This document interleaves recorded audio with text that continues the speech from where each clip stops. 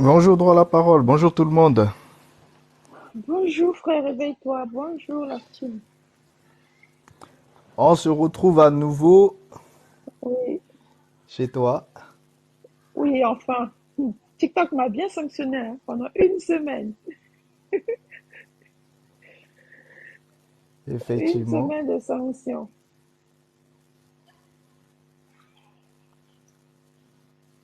effectivement. Et comment ça va tout le monde? Aujourd'hui, on parle du Congo.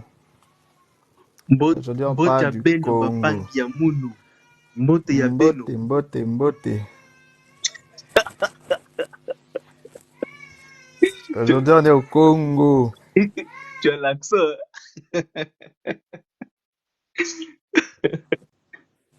Tu- bien sûr, tu crois quoi?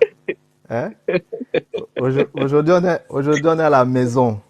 Asa, asa. On est à la maison.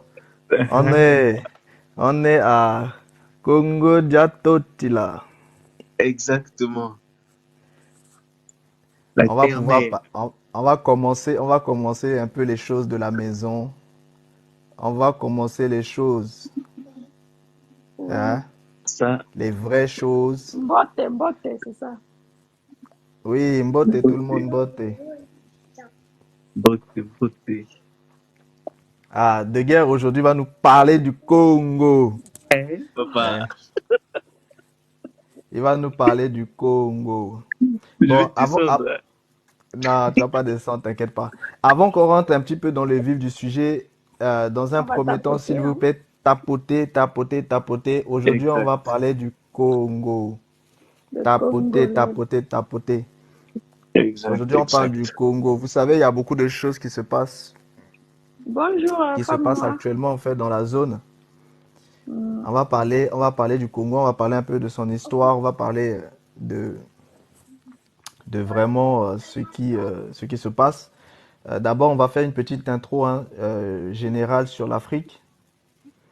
On va faire notre petite intro générale un peu sur l'Afrique et ensuite, on va pouvoir vraiment rentrer en fait dans le vif du sujet directement par rapport au Royaume Congo. On va parler principalement en fait du Royaume Congo parce que l'histoire moderne commence d'abord par justement le Royaume Congo. On ne peut pas passer outre ça. C'est pour ça qu'on voit déjà ça dans l'aspect de l'histoire moderne.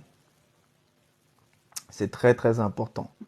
Mais avant qu'on rentre Oui, en détail, vous savez, on est toujours en fait dans notre phase hein, dans notre phase sur justement l'Afrique et puis en fait ses peuplements. Donc s'il vous plaît, on tapote, on partage le live.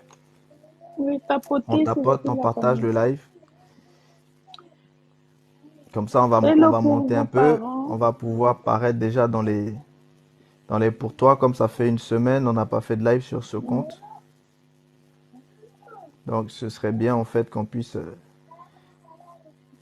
rentrer en fait dans les pour toi. Pour ça, il faut vraiment tapoter dès maintenant. Oui, il faut tapoter s'il vous plaît, c'est gratuit.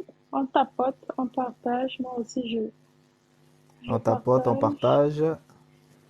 on partage afin que les uns et les autres puissent voir en fait qu'on est déjà en fait en ligne. Donc voilà, aujourd'hui, on est dans notre suite hein, sur l'Afrique. Et en fait, en Afrique, on va traiter en fait aussi hein, des certains royaumes. Donc, on verra. Là, on commence en fait à partir des royaumes. On commence avec le royaume Congo. Et Mhm. on aura aussi, on traitera bien sûr l'empire du Mali. On traitera en fait euh, les royaumes en fait d'Adamawa. On traitera les royaumes de Nubie. On parlera du royaume de Kerma. On parlera aussi en fait, mais pas tout aujourd'hui, hein. On parlera aussi en fait de l'Abyssinie, hein, de royaume amérique, de royaume en fait Mélinde. On touchera en fait à tous ces aspects-là, afin qu'on puisse vraiment comprendre. Et on parlera bien sûr aussi hein, des royaumes en fait de l'Afrique du Nord, afin qu'on puisse comprendre les finalités en fait de l'Afrique. Et on verra aussi les spiritualités hein, de l'Afrique. On verra les religions en fait d'Afrique.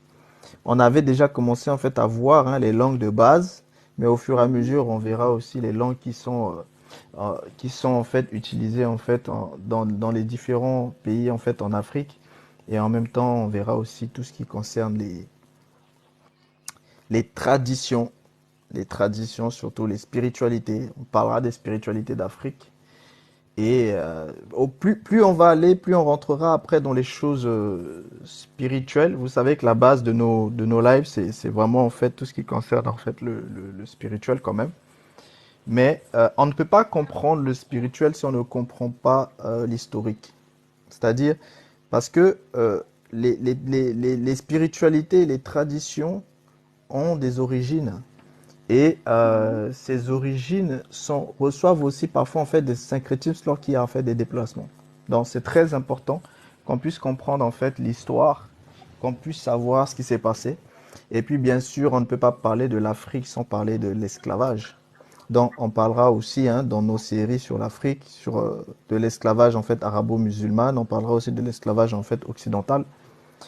On aura certains textes qui seront pas facile en fait à ingurgiter. Donc ce sont des choses qu'on verra vraiment à des temps bien précis. Et voilà. Mais dans un premier temps, il faut qu'on sache déjà en fait l'Afrique c'est quoi exactement. Déjà en intro, là je pense qu'on peut commencer. On est presque à 5000, c'est bon. Bienvenue à tous ceux qui viennent d'arriver. On est sur nos lives sur l'Afrique. On va parler principalement aujourd'hui du Royaume Congo. Et pour l'instant, on commence en fait sur une intro en fait généralisée en fait sur l'Afrique. D'accord? Par rapport en fait aux différents peuples qui étaient vraiment à la base sur le continent. On avait déjà vu en fait par rapport aux haplogroupes, vous vous souvenez, on a vu d'un côté les pygmées, de l'autre en fait les khoisan, et on a vu après comment en fait une génération va venir en fait à partir de l'Est pour venir en fait aussi se mélanger et plus tard en fait ils seront considérés comme étant les Bantous. Donc aujourd'hui on va faire cette petite intro sur la base. Ce qu'il faut savoir c'est que les peuples autochtones en fait d'Afrique centrale, parce qu'aujourd'hui on est un peu sur l'Afrique centrale, on continuera après aussi sur l'Afrique centrale, hein, c'est-à-dire on verra ce royaume Congo, ensuite on verra aussi le royaume, on verra aussi en fait les autres royaumes en fait d'Afrique centrale. Donc, les peuples autochtones de l'Afrique centrale, vous pouvez en fait les diviser en fait en deux catégories.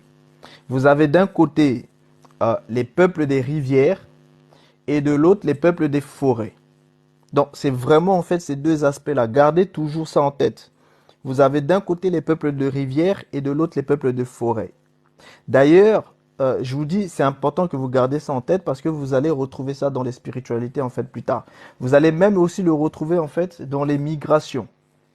Parce que les peuples qui sont principalement de forêt, lorsqu'ils migrent, ils vont aussi aller directement en fait dans les aspects des forêts. Et les peuples qui sont en fait dans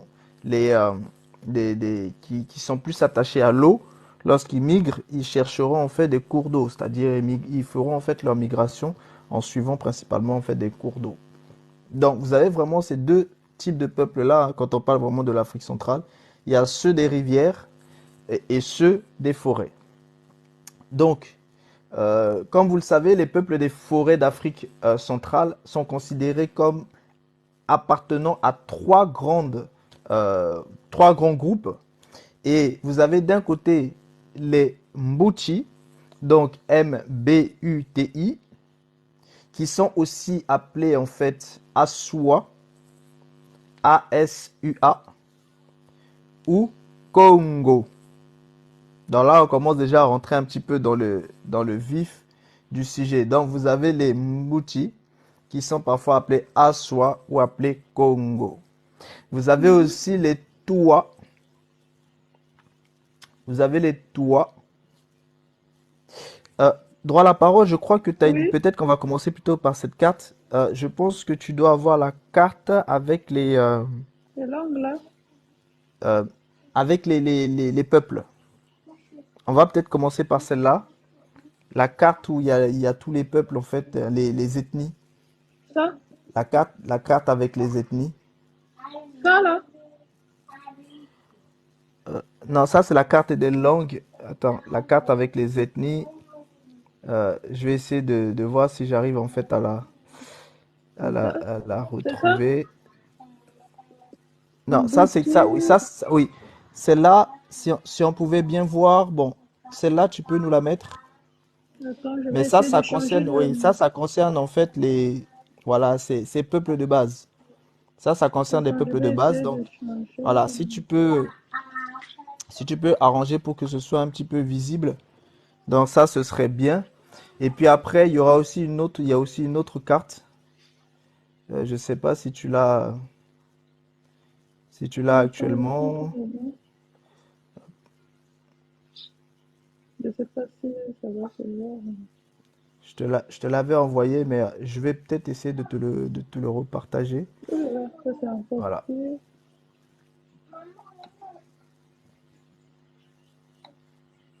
Je vais essayer de te le repartager, comme ça tu vois. Oui, là on voit pas trop, Non, mais parce que ça sort pas.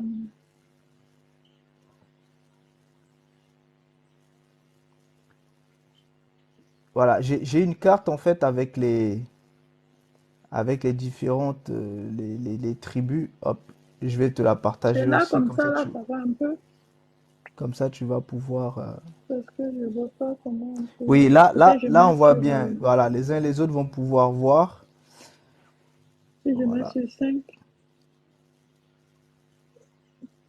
Attends. Pareil, on voit pas très bien où ça va, là. Là ça va, là ça va. Là, ça va, c'est bien. Je vais te partager une carte. Il y en a une en fait sur laquelle on voit en fait les différentes ethnies. Après, tu pourras mettre Le celle-là avec Dawa. les ethnies et voilà. Et une carte avec les différentes ethnies.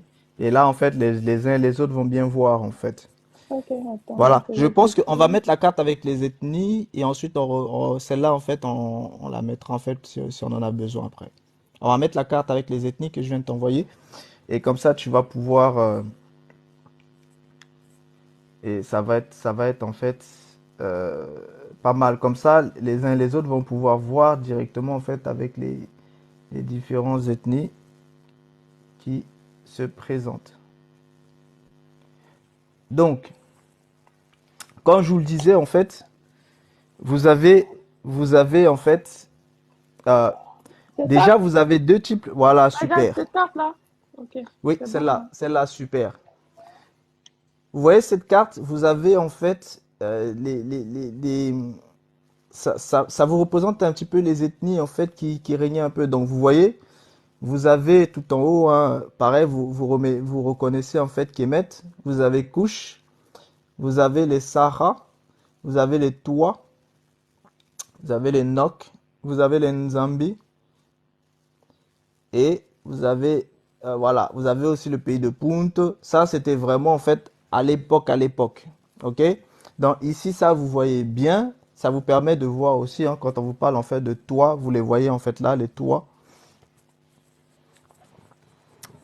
Donc, ce que je vous disais en fait, c'est que vous avez principalement, euh, ce sont des peuples qui sont soit de rivières, soit de forêts. Ensuite, vous allez retrouver justement ceux des peuples de forêt en Afrique centrale vont être divisés en fait en trois catégories. Vous avez d'un côté les Mbuti, vous avez de l'autre en fait les Mbuti, ils sont aussi appelés Aswa et ils sont aussi appelés Congo. Mais pas Congo avec un A, avec un ON, mais avec un AN. Congo. Et vous avez aussi les Toua. Et vous avez les Bambenga. Bambenga, c'est B-A-M-B-E-N-G-A.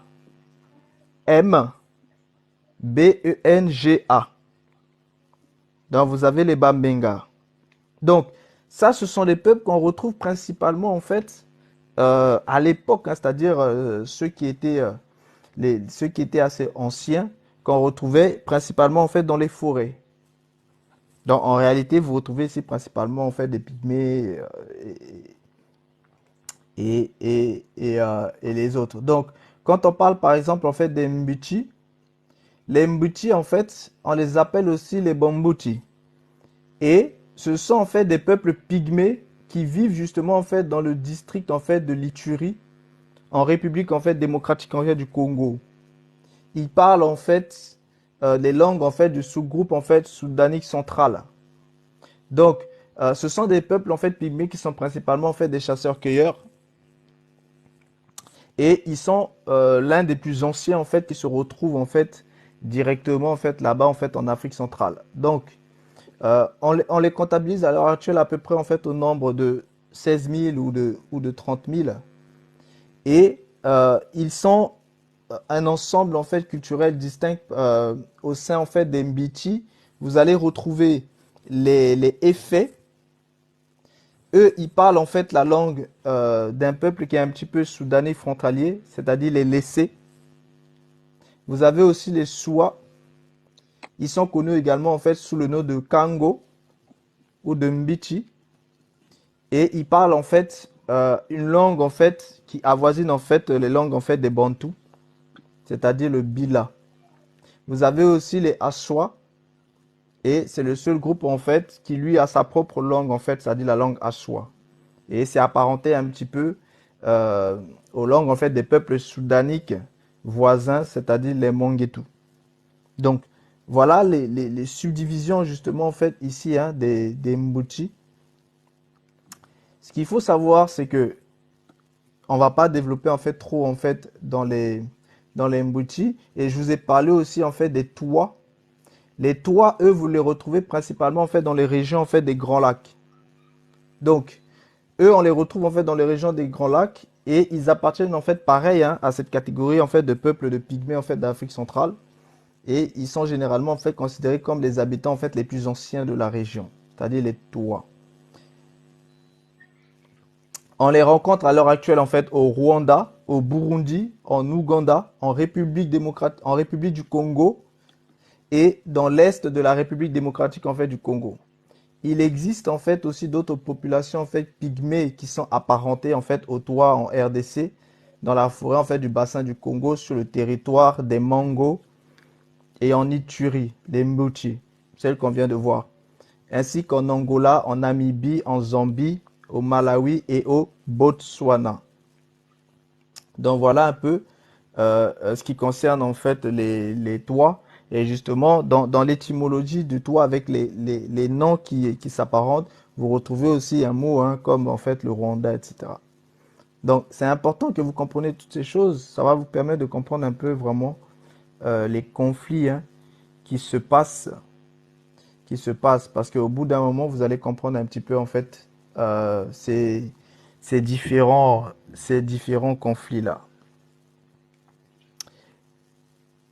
Donc, on va pouvoir revenir justement sur voilà. Donc, vous avez vu, on a vu en fait les Mbuti, on a vu les Tois, on a vu les Bambenga. À côté de cela, quand on parle en fait des Mbuti, eux ils vivent en fait dans les forêts du Tiri au nord de la République démocratique du Congo. Par contre, les Tois, eux, ils sont dispersés en fait dans les forêts centrales en fait du Bas-Congo.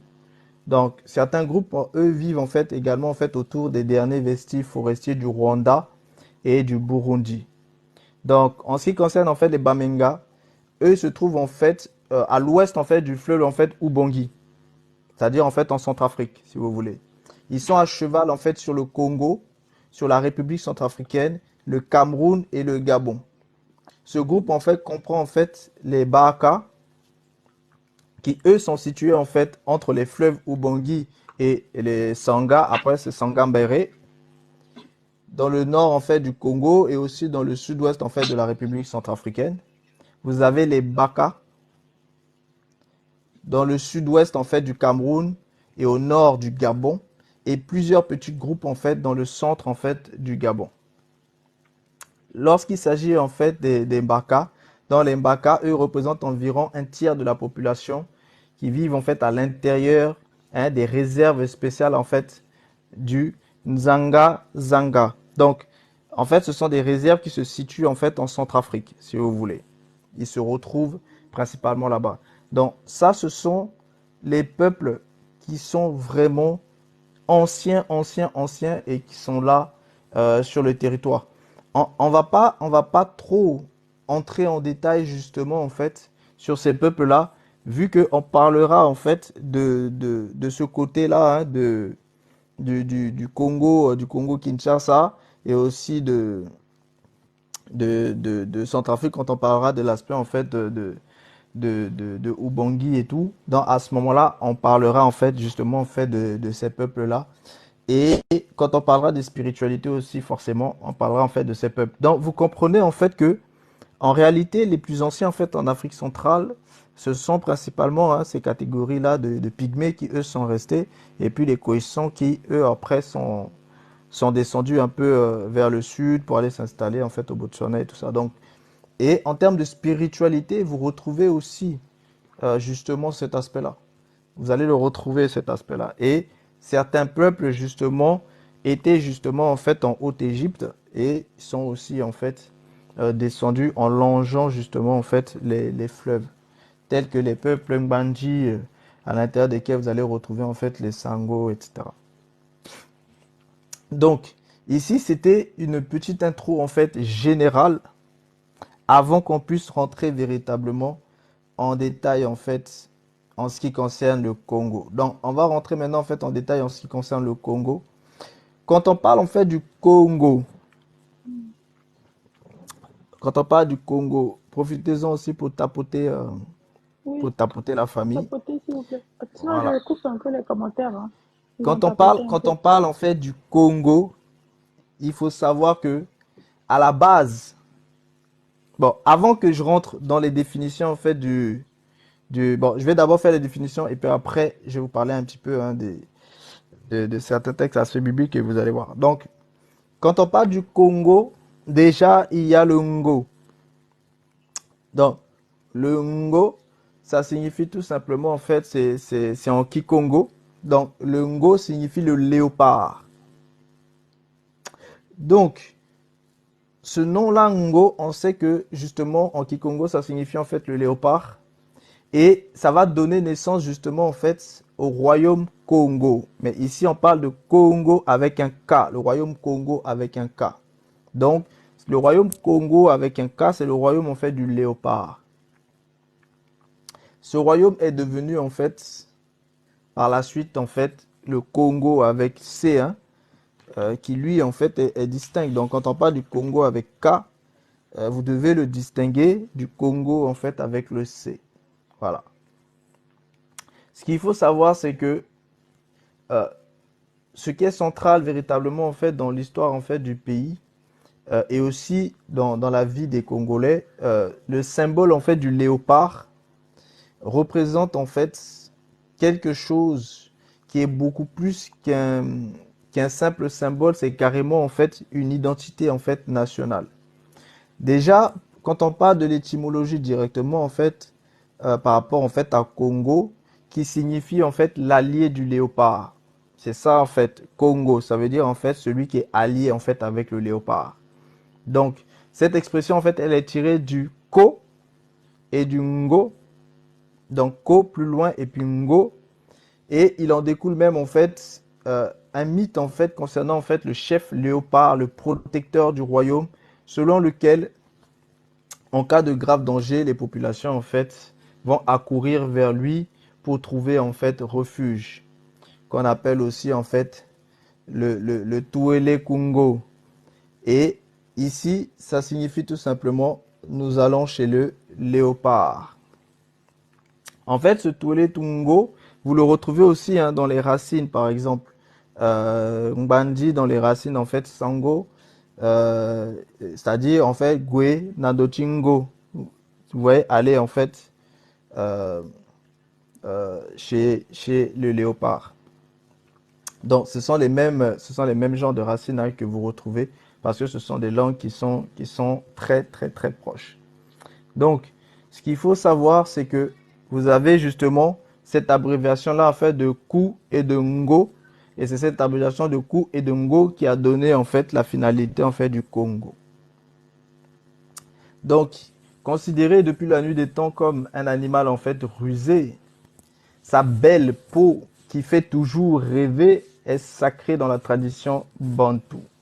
La toque du léopard coiffée, qui est sur la tête en fait du chef coutumier sert en fait justement en fait de couronne.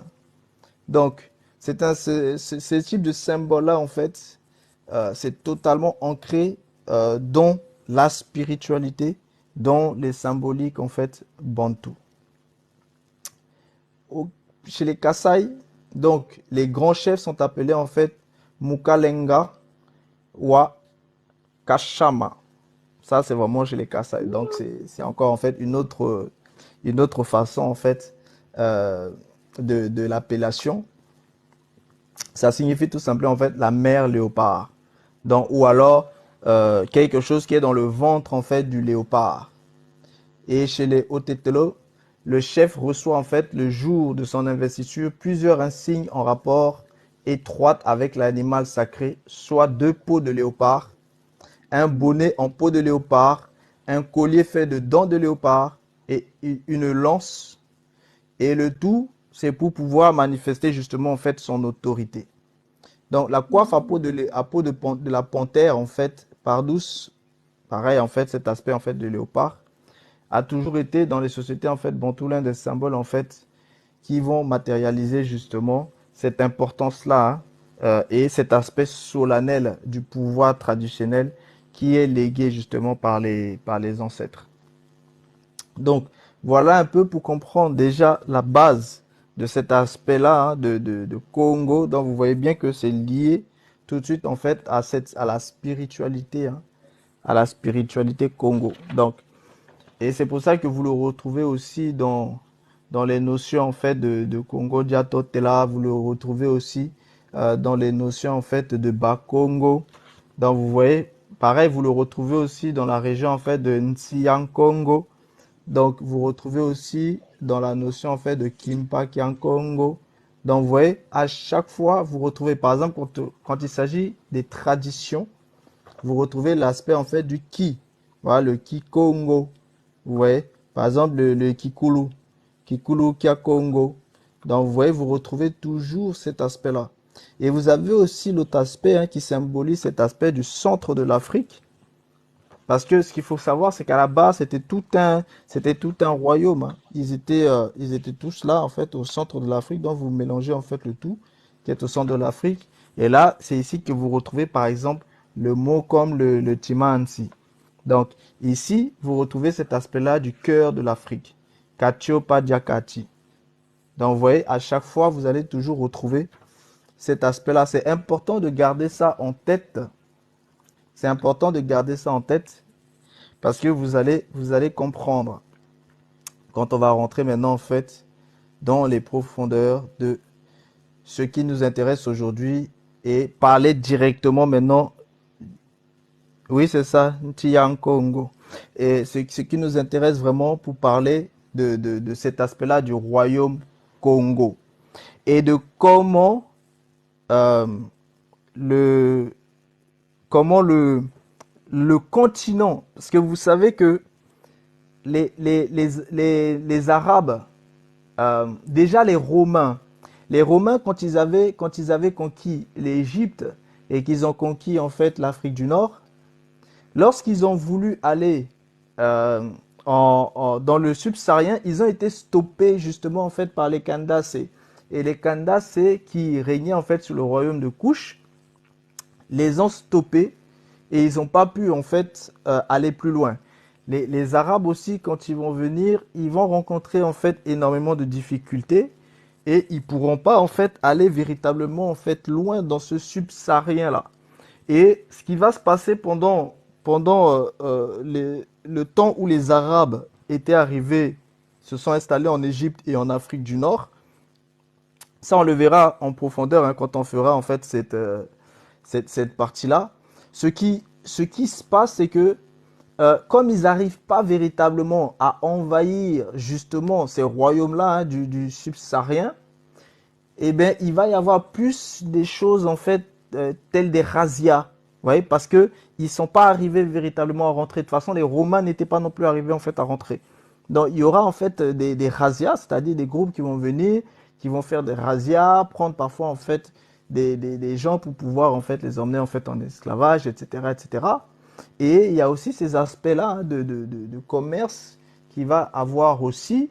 Mais les royaumes n'étaient pas en fait tombés. Et ces royaumes-là ont perduré. C'est pour ça que quand vous regardez en fait les cartes, quand vous regardez les cartes, par exemple sur cette carte-là que vous avez, vous voyez bien hein, les différents principaux en fait ethnies qui étaient là, qui étaient les peuples hein, qui étaient là. Vous voyez les couches. Donc quand les Romains ont eu Kémet et qu'ils ont voulu arriver en fait au royaume de Couche, en passant par la Nubie, ils ont été bloqués. Après, quand ils sont arrivés au niveau des Sahara, etc., ils ont été bloqués. Au niveau de Toi, ils ont été bloqués, etc. Au niveau même des Oubonguiens, ils ont été bloqués. Donc, c'était difficile de pénétrer justement en fait ce bloc-là parce que c'était un bloc qui était sous forme de royaume organisé. Et ça, vous allez voir qu'il y a eu beaucoup de mensonges en fait qui ont été dites hein, sur justement l'histoire en fait de l'Afrique parce que les Occidentaux ont essayé de faire croire qu'il n'y avait pas de civilisation en fait en Afrique, qu'il n'y avait pas en fait de royaume organisé, qu'il n'y avait pas de système en fait étatique d'administration. Tout ça c'est totalement faux. Il y avait tout ça en fait en Afrique. Et vous allez voir un peu, c'est-à-dire dans le subsaharien, vous allez voir un peu ce qui se passe. Et de toute façon, même les notions en fait d'organisation des États tels que les uns les autres le connaissent sous ces formes en fait de parfois des aspects de démocratie, etc. C'est des choses qui existaient aussi dans les territoires en fait de Carthage, etc. Donc vous comprenez bien que il y a beaucoup de choses qui étaient déjà dans tout ce bloc en fait d'Nkami. Donc là on est sur les choses en fait Afrique, on va utiliser aussi parfois en fait les noms du continent. Quoique le continent Afrique, j'aime pas trop parce que vous savez, l'Afrique en fait, c'est cet aspect hein, du nord. Hein. C'est ça qui est l'Afrique. Donc, si vous voulez, le continent, vous pouvez l'appeler en fait Nkami, vous pouvez l'appeler en fait le continent Kamit, vous pouvez l'appeler en fait tout simplement le continent Kachopa, vous pouvez l'appeler aussi le continent en fait Etchopa parce que moi j'ai des cartes aussi où même l'océan Atlantique s'appelait en fait justement en fait l'océan Kachopa. Donc, en réalité, selon en fait un certain temps, on mettra aussi ces cartes-là hein, tout à l'heure, vous allez voir. Selon un certain temps, c'était en fait ces noms-là. Vous avez aussi eu le nom en fait Al-Kiboulan qui a été utilisé, qui était en fait une source aussi d'anciennes appellations que les Arabes vont pouvoir utiliser, etc. Mais il faut apprendre à s'extirper un petit peu de cette identité en fait d'Afrique. Personnellement, moi, j'aime pas du tout. Ce nom-là, ça correspond pas en fait au continent. Donc, je préfère encore le continent Kachopa, le continent Kushita. Donc, ou si vous voulez, vous pouvez même, voilà, le continent Kami. Hein, c'est exactement, tout ça en fait signifie en fait la même chose. Donc, ce qu'il faut savoir, c'est qu'on va rentrer maintenant dans le royaume Congo. Pourquoi on commence justement en fait les royaumes avec le royaume Congo? Parce que à travers l'histoire du royaume Congo, vous allez comprendre comment l'Afrique est tombée. Vous allez comprendre. C'est-à-dire le subsaharien. Vous allez comprendre un peu comment le subsaharien est tombé. À travers justement l'histoire en fait hein, du royaume Congo. Donc, avant qu'on puisse rentrer plus en profondeur sur le royaume Congo, on va voir hein, certains aspects. On va voir quand même certains aspects un peu simples. Donc, déjà en termes de culture, c'est important déjà de voir cet aspect-là. Voilà, la culture Congo. Ce qu'il faut savoir, c'est que il y a en fait justement en fait la religion Congo, basée principalement en fait en Kikongo, que vous pouvez en fait avoisiner justement en fait au Bukongo. Donc, il faut considérer en fait que ce modèle est comme un modèle en fait qui est multidimensionnel. Donc, dans l'aspect, le monde matériel et le monde spirituel sont deux espaces qui se croisent en certains points de l'univers. Les humains sont cantonnés en fait en dimension inférieure ou avancée quand il s'agit en fait des hauts prêtres, etc. et selon en fait les dimensions. Donc, les esprits en fait évoluent sous une sous-partie de cet univers dans lequel vous retrouvez au moins 8 dimensions. Vous voyez, je vous ai parlé en fait des 8 dimensions. Auquel vous retrouvez au moins 8 dimensions. Donc, dans le monde des esprits, on va pouvoir trouver en fait la cité des ancêtres, que l'on appelle en fait le Pemba. Au-delà de ces mondes se trouve le Kalunga Nzambi. Mais précisément le Kalunga Nzambi ya Pongo Twalundo. Pour que vous comprenez bien, ou vous pouvez dire en fait tout simplement en fait Tulendo, selon la façon dont vous voulez en fait le percevoir. Donc les ancêtres en fait, eux, ils font office d'intermédiaire entre le divin et l'homme. Donc le divin est perçu comme la cause primaire de toute chose, l'essence vitale de toute chose, ainsi que la destinée finale de toute chose.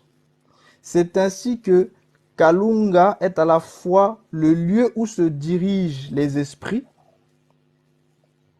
dont ils sont issus bien sûr, et aussi en fait le Dieu lui-même que vous pouvez avoisiner en Nzambi.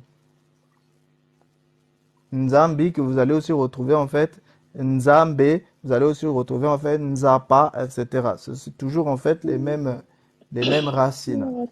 Donc, qui est la source en fait des esprits. Donc Kalunga est aussi en fait la mer primitive, c'est-à-dire cet océan primitif dont tout est sorti. Et là, vous avez cet aspect en fait d'autocréation. Donc en réalité, dans la notion en fait de Kalunga, vous retrouvez justement en fait ces trois aspects-là. Bon, ça c'est des choses qu'on verra en fait en profondeur lorsqu'on rentrera dans les aspects de la spiritualité et qu'on parlera en fait du Kimonto. Donc, pour l'instant, je survole un peu pour que ce soit un peu simple et que tout le monde soit déjà prêt par rapport en fait à ces aspects-là. Donc, la spiritualité justement en fait, elle est effectivement basée sur cet aspect en fait, non seulement en fait d'organisation politique, mais aussi en fait sociale. Donc, vous avez justement en fait l'intersection justement entre ces deux mondes qui a une forme de croix. L'intercession, écoutez bien, l'intercession entre les deux mondes, c'est façonné en fait sous une forme en fait de croix, d'où l'importance en fait de ce symbole dans la pensée Congo. De plus, le personnage en fait de Nekongo, dont vient le nom justement Congo, est supposé être justement cette intercession-là en fait de Kalunga avec le monde en fait humain. Donc un être divin sous forme humaine symbolisé aussi par la croix. Ce sont en fait les similitudes avec le christianisme qui vont faire justement qu'il va y avoir une adoption. Vous allez comprendre pourquoi je vous explique ça. Donc, en ce qui concerne en fait la descendance, elle est justement en fait matrilinéaire. Donc, c'est cette lignée en fait des mères. Elle est matrilinéaire et l'ensemble en fait du peuple Congo est regroupé autour de 12 clans qu'on appelle en fait les Kanda. Bon, ce sont des mots que vous retrouvez aussi dans d'autres langues, telles que le Lingala, que vous retrouvez aussi chez les Ngbanji, les Sango, etc. Vous retrouvez les mêmes racines. Que l'on retrouve en fait le Kanda en Congo, que l'on retrouve aussi dans les dénominations de nombreux peuples en fait d'Afrique noire, ainsi que les Mbanza chez les Sérères, les Wolof et les descendants aussi des Nzinga. Donc, c'est important de comprendre ces aspects-là. Vous allez comprendre en fait pourquoi je vous parle de Attends, ça. pardon. Tu as dit les descendants de quoi? De Nzinga? Oui, de Ok, Nzinga. Vous vous souvenez, ok. la reine Hmm, Nzinga. Voilà. ok. Donc, vous allez comprendre pourquoi je vous parle de cet aspect-là. Ce qu'il faut savoir maintenant en fait avec les Congos, ou vous pouvez aussi les appeler en fait les Bakongo. Donc, ils forment en fait un peuple en fait qu'on va considérer comme étant un peuple bantou en fait d'Afrique centrale. Et on va les trouver en fait au Gabon, plus précisément en fait au sud, c'est-à-dire en fait dans les provinces en fait du Nyanga et du Ngounie. Vous allez les retrouver aussi en fait au sud de la République du Congo, c'est-à-dire dans les régions en fait du Poul et du Pumbu. Vous les retrouvez aussi en fait à Bwanza. Vous les retrouvez aussi à Niari, à Lekumu. Vous les retrouvez aussi en fait à Kouili et au nord de l'Angola. Parce que c'est important pour que vous compreniez en fait les relations qu'il y a en fait entre tous ces royaumes. Au nord de l'Angola, c'est-à-dire dans les provinces en fait de Wigwe, à Cabinda. Vous allez aussi les retrouver en fait, et bien sûr en fait, Zaïre, c'est-à-dire Zadi, dans les provinces en fait du Congo central, en République en fait démocratique en fait du Congo. Donc, quand vous voyez tout cela et que vous voyez en fait l'aspect du nom, c'est-à-dire le terme Bas Congo, avec le côté bas devant, qui justement en fait en Kikongo signifie cet aspect-là en fait du pluriel. Donc vous avez le qui, c'est-à-dire quand c'est le mou, ça signifie en fait le singulier. Quand c'est le qui, c'est l'aspect de la langue. C'est pour ça que vous retrouvez en fait la langue Kikongo, la langue de Congo, donc c'est Kikongo. Et vous avez en fait le bas pour dire les, d'où les bas Congo, les Congo. Donc quand on a fait tous ces aspects-là, on va pouvoir justement en fait entrer plus en profondeur. Je vous avais parlé déjà de Né Congo. Donc on va pouvoir rentrer maintenant en fait plus dans les aspects justement en fait du royaume en lui-même. Ok? On va rentrer dans les aspects du royaume en lui-même pour voir comment le royaume justement s'est construit, comment le royaume va se mettre en place et qu'est-ce qui va se passer justement dans le royaume qui va être totalement en fait déterminant par rapport au sort de l'Afrique centrale. C'est très important, gardez ça en tête. C'est très important. Donc, ce qu'il faut savoir, c'est que le royaume du Congo est l'un des vraiment anciens en fait royaumes tel qu'on le conceptualise en fait à travers aussi des traces d'Afrique dont l'histoire est la mieux documentée. Donc, ce qu'il faut savoir, c'est que dans cette histoire, par rapport en fait au royaume Congo, on va pouvoir se sortir un petit peu de certains stéréotypes qu'il y a toujours eu et vous allez comprendre un peu de quoi il est question. Est-ce que tu peux nous mettre en fait la carte du royaume Congo si tu l'as droit à la parole, s'il te plaît? Ok.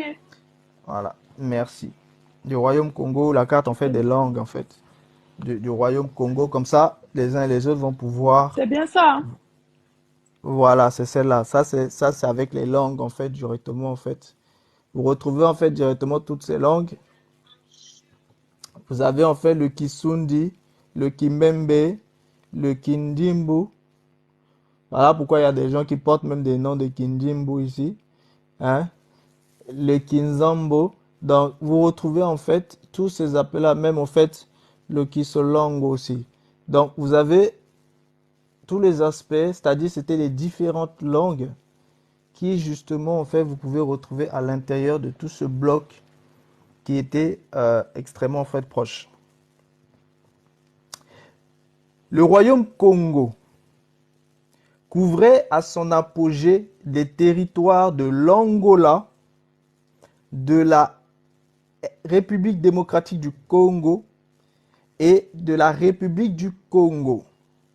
Donc l'Angola, République démocratique du Congo et République en fait du Congo.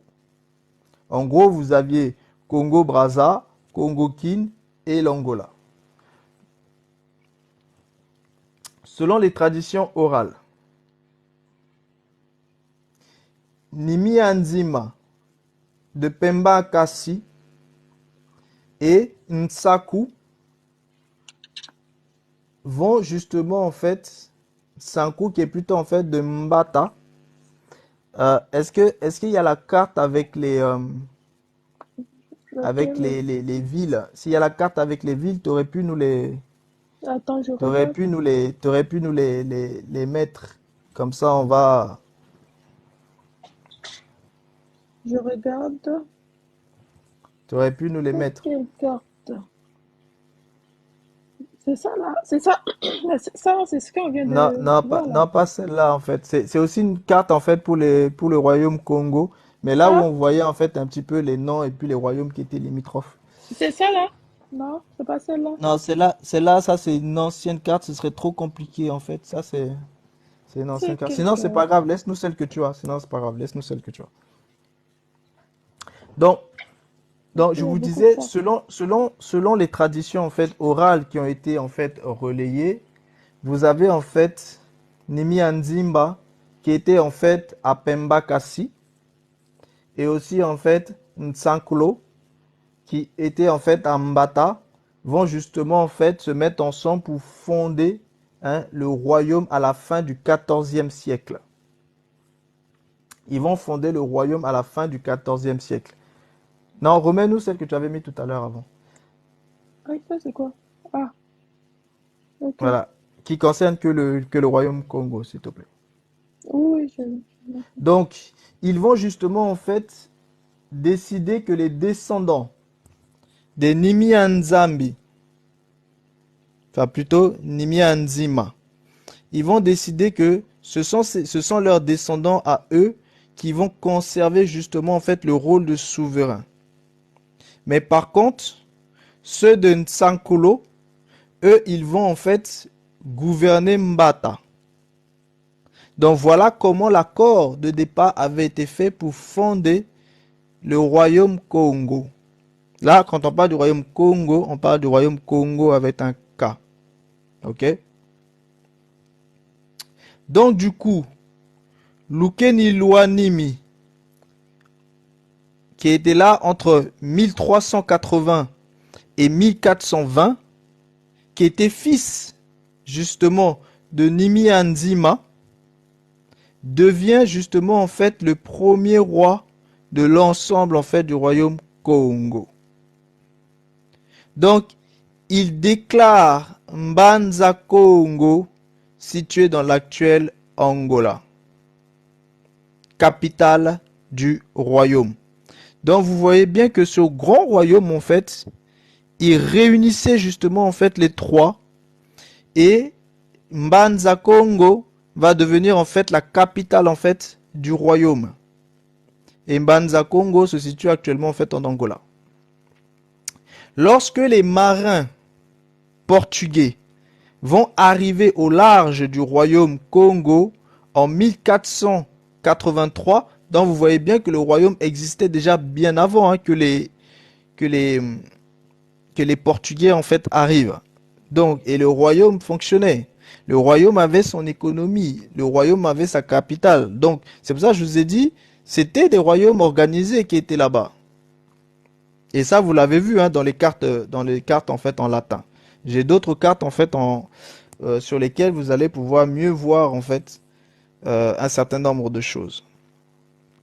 Quand les Portugais justement vont arriver dans le royaume en fait en 1483, ils vont venir d'abord en quête d'alliance politique et commerciale. Donc, le royaume est déjà un État puissant et centralisé. Et il fait fortement impression sur les visiteurs. En 1491, l'ambassadeur milanais à Lisbonne compare la capitale Mbanza Congo à la prestigieuse ville d'Evora, c'est-à-dire résidence royale au Portugal. Donc c'est pour vous dire à quel point le royaume Congo était un royaume en fait qui était déjà euh, brillant. C'est important de comprendre ça. Est-ce que tu peux nous mettre la carte droit à la parole, la carte où c'est écrit dessus Kikongo Spoken? ok. Attends. Voilà, voilà, Congo Kingdom. Bah, tu vas me dire, hein, c'est quel Voilà, cas?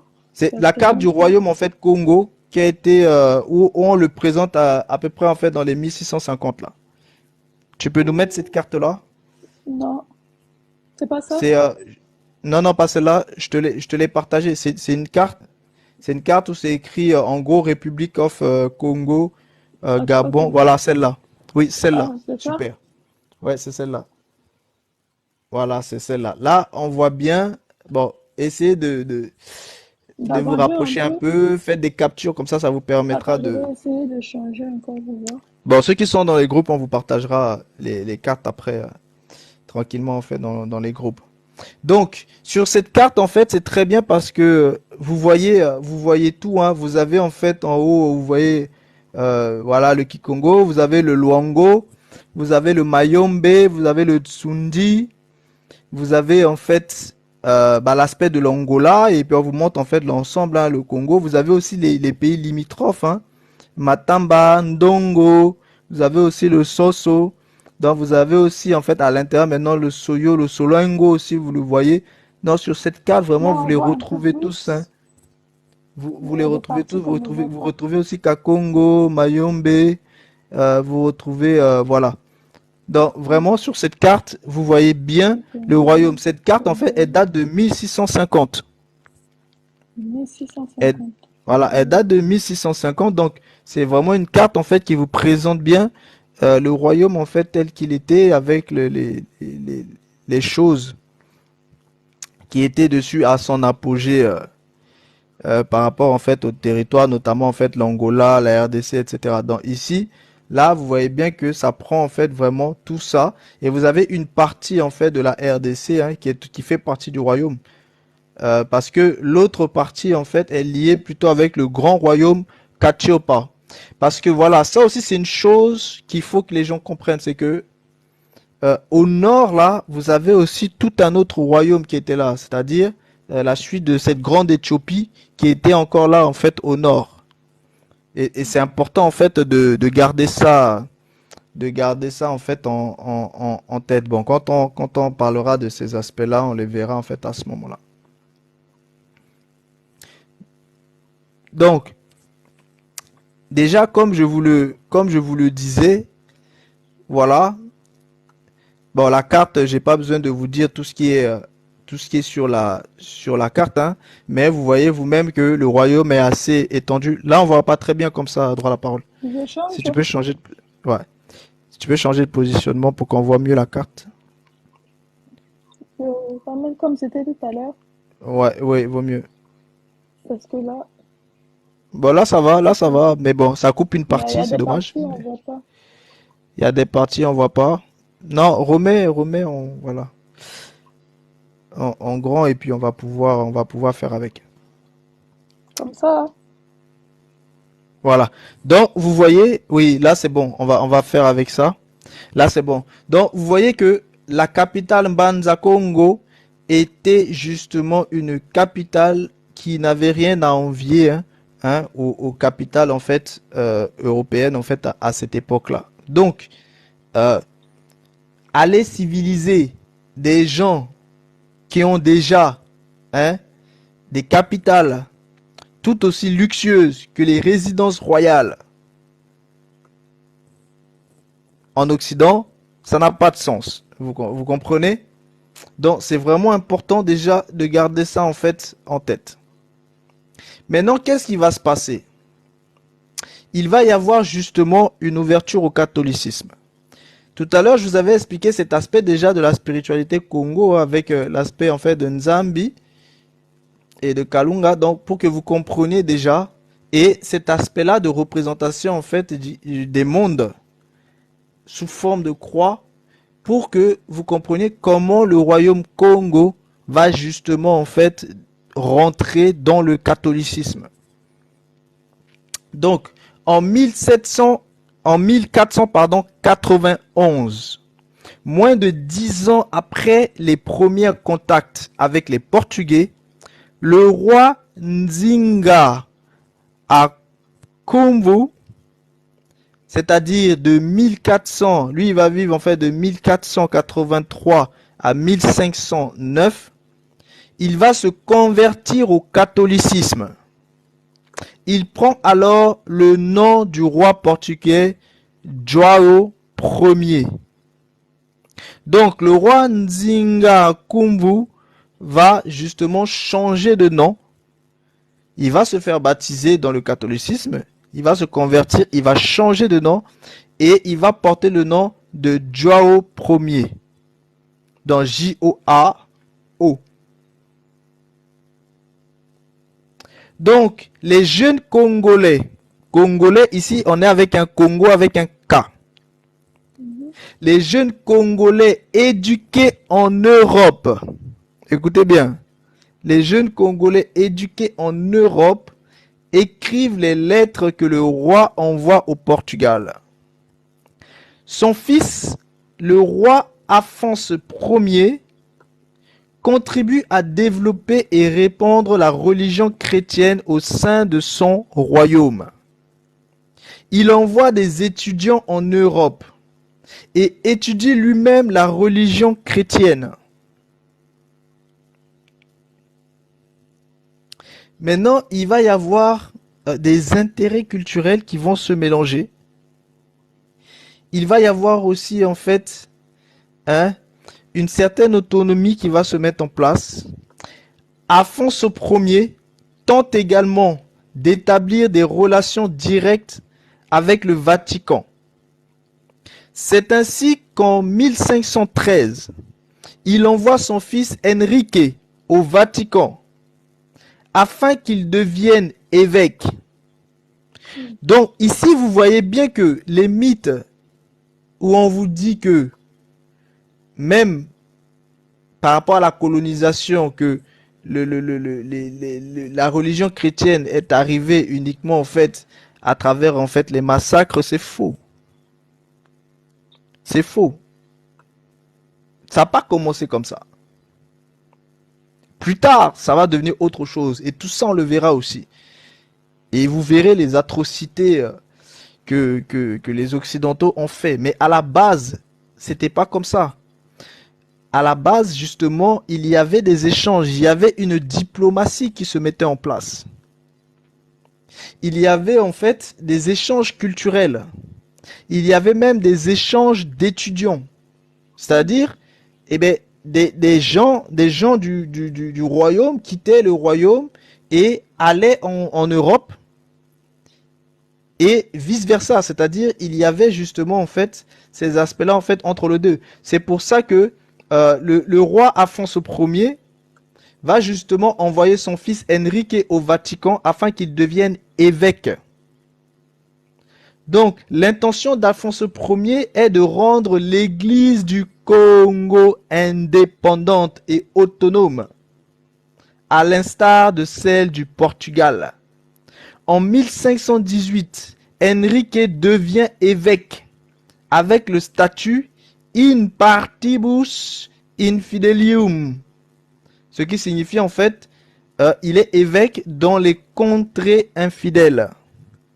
C'est-à-dire le but en fait c'était à travers justement en fait le royaume Congo de pouvoir faire cette évangélisation là en fait de l'Afrique.